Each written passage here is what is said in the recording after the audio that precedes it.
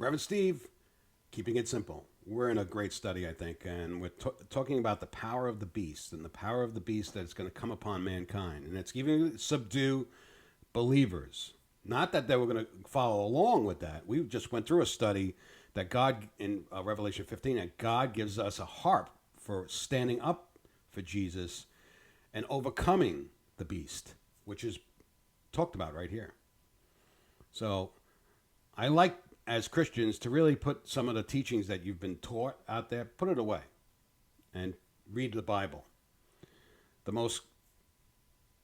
best way to understand what's going to happen is to read it.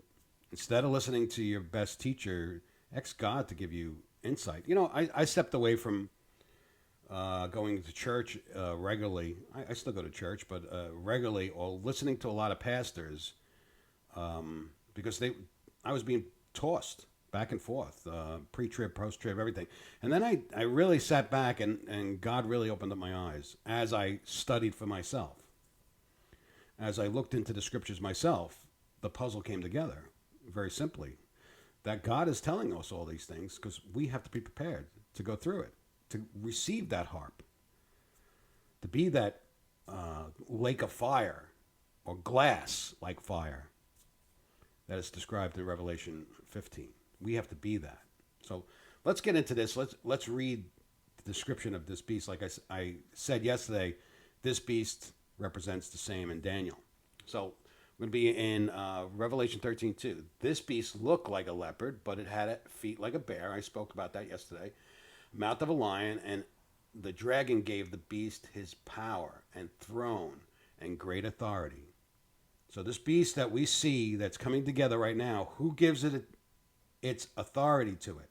Satan himself. If you don't know, John and many other disciples, they talk about Satan having power over not only over the power over the world and its governments. And even Jesus was tempted by the governments or the nations or the kingdoms. Satan tempted him with those kingdoms. I'll give them to you because they were given to me. So as we live in this world, the nations we see, they all belong to Satan.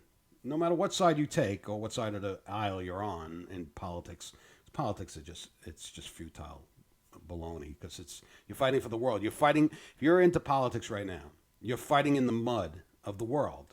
And there's no winning in that. There's only winning in Jesus Christ and putting him first in your life. There's no other way to get beyond that. And this is what we see here. We see a great authority given to the beast.